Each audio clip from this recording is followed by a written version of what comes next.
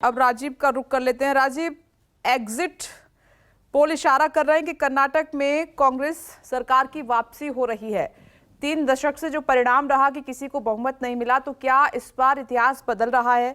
क्या कांग्रेस पार्टी, हालांकि ये एग्जिट पोल है, एग्जैक्ट नहीं है, तो इस पर आपका विश्लेषण चाहती हूँ। बीजेपी क्यों पिछड़ रही है? जेडीएस का इतना बुरा हाल क्यों है एग्जिट पोल में?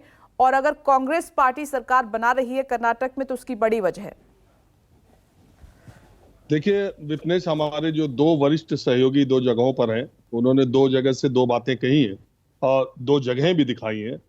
मैसूर में जहां संजीव जी हैं, मैसूर वो पहला राजा था जो मैसूर के राजा ने पार्टीशन के बाद 1947 के बाद जो प्रिंसली स्टेट भारत में शामिल होने के लिए रजामंदी दी, उसमें सबसे पहले जो राजा थे उसमें मैसूर के राजा का नाम आता है और बहुत कम उम्र में उन्होंने ये फैसला किया। तो मैसूर पहले कर्नाटक मैसूर राज्य के तौर पे बनाया गया और 8 डिस्ट्रिक्ट उसके जो जोड़े गए उसी को ओल्ड मैसूर रीजन कहते हैं।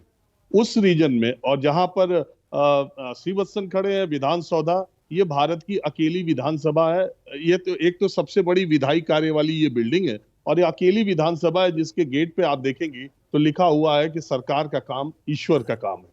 तो ये दोनों चीजों से इस बार के चुनाव को मैं ये जोड़ना चाहता हूँ। जो एग्जिट पोल और एग्जैक्ट पोल क्या आएंगे नतीजे वो बाद में, लेकिन एग्जिट पोल का इशारा इसी तरफ है कि कांग्रेस पार्टी को बहुमत मिलने जा रहा है। 113 का जादुई आंकड़ा कांग्रेस को अगर नहीं मिलता है, 2, 4, 5 सीटें भी कम रहती हैं, तो कांग्रेस के नेताओं की सांस उखड़ने लगेगी। सांस उनकी जो परेशानियां हैं वो बड़ी हो जाएंगी, क्योंकि उन्हें पता है कि बीजेपी या तो चुनाव जीत जाती है और नहीं जीतती तो सरकार बना लेती है। तो ये बेचैनी जब तक नतीजे नहीं आएंगे तब तक भारतीय जनता कांग्रेस पार्टी को रहेगी। बात यह है कि ओल्ड मैसूरू रीजन में जो लोग उत्तर भारत के लोग हैं उनको ज्यादा मेरी बात को इस तरह से समझने में आसानी होगी कि लालू प्रसाद यादव और मुलायम सिंह यादव की पार्टी को जो आज की तारीख में और पीछे भी कहा जाता था कि MY समीकरण से ये चुनाव जीतते हैं या एक मजबूत गठबंधन है, ठीक इसी तरह से ओल्ड मैसूरू रीजन में जनता दल एस के लिए वी और VM समीकरण है, यानी वोका लिग्गा और मुस्लिम का समीकरण।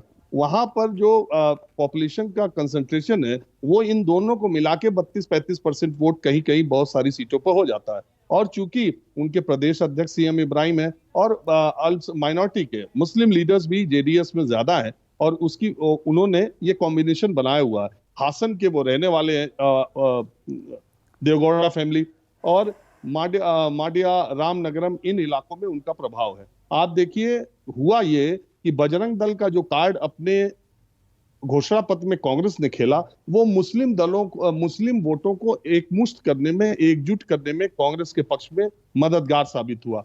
हम ये जमीन पर कई बार ये विश्लेषण कर रहे थे कि बजरंग दल को उन्होंने नाम लेकर के गलती की है और भारतीय जनता पार्टी को एक चुनाव लड़ने का मौका दिया है। निश्चित तौर पर यह मौका दिया, उससे भारतीय जनता पार्टी ने अपने कोस्टल कर्नाटका में होने वाले नुकसान की भरपाई कर ली, क्योंकि वहां जो है उस इलाके में उन जगहों पर, लेकिन वो सीटों की संख्या बहुत ज्यादा नहीं है। अगर 19 में 16-17 सीट पिछली बार भी आई है और एग्जिट पोल ये बता रहे हैं कि वो रिपीट कर रहे हैं, उतनी ही सीटें उनको मिल रही है। तो सिर्फ इसलिए कि बजरंग दल का जो नाम हुआ और बीजेपी ने जैसे किया, तो वो अपना वो जो जमीन खो सकती थी उसने वापस पा ली।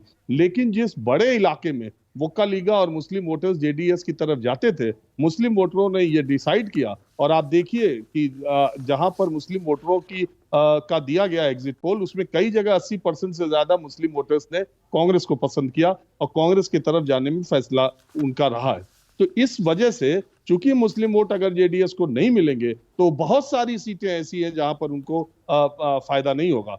उदाहरण के तौर पे रामनगरम सीट है, उसको 4 बार कुमारस्वामी जीते हैं और रामनगरम को जिला बनाने का काम उन्होंने किया। रामनगरम के फायदे के लिए भी, वही रामनगरम जिसके बगल में शोले की शूटिंग हुई है, तो वहां से 4 बार कुमारस्वामी जीत चुके हैं। और बगल की सीट जो है जहां से आज वो विधायक है, चिन्नापटना उसका नाम है, ये दोनों सीटों पर रामनगरम से उनके बेटे चुनाव लड़ रहे हैं। कांग्रेस पार्टी ने इकबाल हुसैन, एक वहां पर नेता है मुस्लिम, उनको टिकट दे दिया। जब मैं वहां पर गया था तो मुझे लगा था कि इकबाल हुसैन को निखिल कुमारस्वामी को बहुत तगड़ी टक्कर दे रहे। नतीजे के दिन ये देखना होगा कि वो सीट बचती है कि वो सीट कांग्रेस पार्टी जीत लेती है। तो ये कुल मिलाकर हुआ ये कि जो वोटों का, दूसरी बात, जो लिंगायत कम्युनिटी है उसका जो सबसे पावरफुल नेता है, जो सबसे मास लीडर है, वो है येदुरप्पा। लिंगायतों को ये अच्छी तरह पता था कि येदुरप्पा को सीएम नहीं बनना है, शायद अगर उनको बनना हो, क्योंकि वो उनकी पकड़, जबरदस्त पकड़ है लिंगायतों में। और जो लिंगायतों का एक संगठन है, एक जो महासभा है, अखिल भारतीय लिंगायत महासभा, उसके जो प्रेसिडेंट है वो 94 साल के हैं, वो लिंगायत है। और उनको एक मुस्लिम पॉपुलेशन, मुस्लिम मेजोरिटी वाली सीट से कांग्रेस पार्टी ने टिकट भी दे दिया था। 94 ईयर्स के हैं, कांग्रेस के विधायक भी हैं। तो वो जो लिंगायतों की महासभा है, उसमें कई बीजेपी के भी विधायक हैं, लेकिन कांग्रेस के 3 विधायक हैं उसमें। तो उन्होंने एक अपील भी जारी कर दी थी लिंगायत समुदाय की तरफ से कि लिंगायतों को कांग्रेस के पक्ष में वोट करना चाहिए। दूसरी बात कि लिंगायतों में आशीष सितार जो है, लक्ष्मण सावदी, ये बड़े नेता थे जो बीजेपी से चुनाव के समय अलग हो गए थे। देखिए, टिकटों के बंटवारे के बाद जो भारतीय जनता पार्टी में बागी तेवर देखने को मिले, और 14 कैंडिडेट जो उनके बागी तेवर वाले चुनाव लड़े, उन्होंने अपना नामांकन वापस नहीं लिया। ठीक हिमाचल याद कीजिए, हिमाचल की तरह ही मोर और लेस यहाँ कर्नाटक में स्थिति हुई है। तो ये जो एग्जिट पोल आ रहे हैं, ये सीधे सीधे ये दिखा रहे हैं। और दूसरी बात मैं आपको ये भी बता दूं, और बहुत पहले से कह रहा हूं, कि भारतीय जनता पार्टी की बहुत खराब स्थिति थी। ये तो प्रधानमंत्री नरेंद्र मोदी का आकर्षण है, ये प्रधानमंत्री नरेंद्र मोदी की मेहनत है। जो भी सीट मिल रही है या बढ़ती हुई 70, 80, 90 जो भी दिखाई दे रही है, वो आपको सिर्फ प्रधानमंत्री की मेहनत से और प्रधानमंत्री के आकर्षण की वजह से मिल रही है भारतीय जनता पार्टी को। कर्नाटक बीजेपी का कोई नेता वोट खींचने के और कोई मास लीडर नहीं, कोई वोट खींचने की ताकत वाला नेता नहीं था। पूरे दिल्ली के नेताओं ने, गृह मंत्री अमित शाह ने, जेपी नड्डा ने, दिल्ली के और नेताओं ने, मुख्यमंत्री योगी आदित्यनाथ, पूरी ताकत लगा करके इन्होंने पार्टी के लिए वहां चुनाव लड़ा था। कर्नाटक की इकाई, कर्नाटक का कोई नेता, कर्नाटक बीजेपी का कोई चेहरा उस तरीके से नहीं था। दूसरी तरफ अगर आप देखें, दलित वोटों की संख्या वहां पर ज्यादा है। मल्लिकार्जुन खड़गे राष्ट्रीय अध्यक्ष हैं कांग्रेस पार्टी के।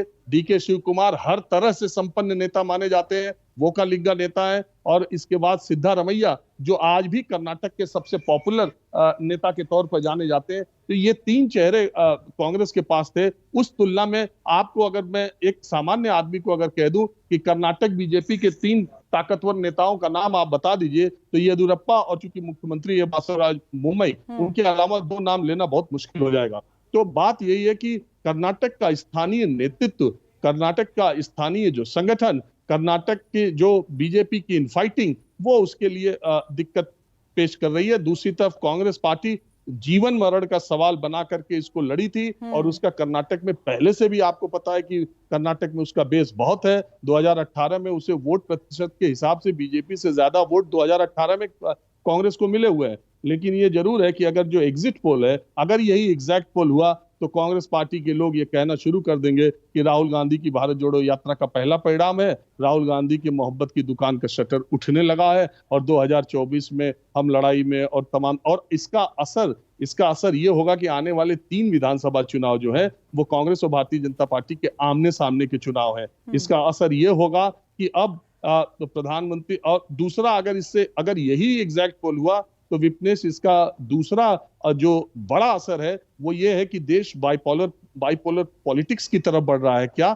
मतलब, प्रो मोदी एक तरफ, एंटी मोदी एक तरफ, इस तरफ बढ़ रहा है क्या? और 2024 का मुकाबला कुछ इस तरह से होगा या नहीं? दूसरी, अभी ये बहुत जल्दबाजी होगी कि कर्नाटक के नतीजे से हम 2024 के नतीजों को जोड़ने लगे। मैं आज भी ये बात कह रहा हूं कि विधानसभाओं के चुनाव अलग है। प्रधानमंत्री के लिए जब चुनाव होगा, लोकसभा के लिए जब चुनाव होगा, तो अपने समकक्षों, अपने समकालीन नेताओं से प्रधानमंत्री नरेंद्र मोदी इस मामले में 100 किलोमीटर आगे हैं।